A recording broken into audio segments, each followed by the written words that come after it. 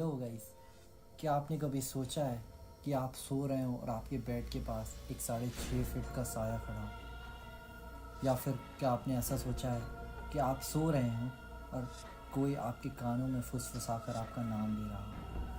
Hello guys, Aditi spark में आपका स्वागत है। आज हम लेके आए हैं एक हॉरर स्टोरी जो कि जुड़ी हुई है लखनऊ के एक छोटे से गांव एंड वो सब एक सिमर नाम की लड़की के साथ हुई। सिमर जिसने बचपन से ही भूत प्रेत के बारे में बहुत कुछ सुन रखा था, पर उसे यही नहीं मालूम था कि ये सारी चीज़ें उसके साथ होंगी।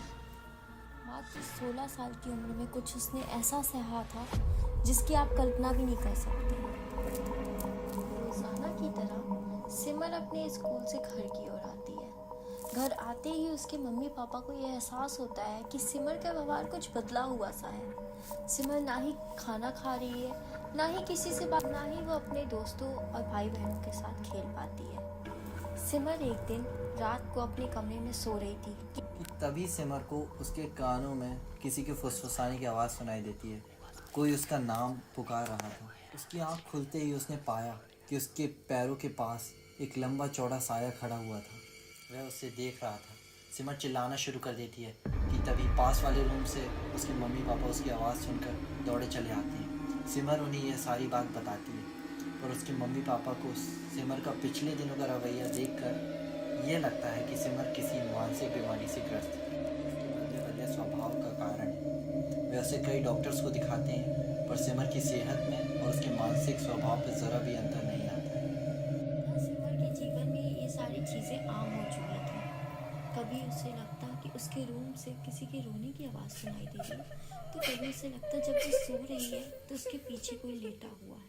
सिमर ने ये सारी चीज़ें अपने मम्मी पापा से बताई और मम्मी पापा ने उसकी सेहत का ख्याल रखते हुए उसे एक तांत्रिक के पास ले जाने का फैसला लिया।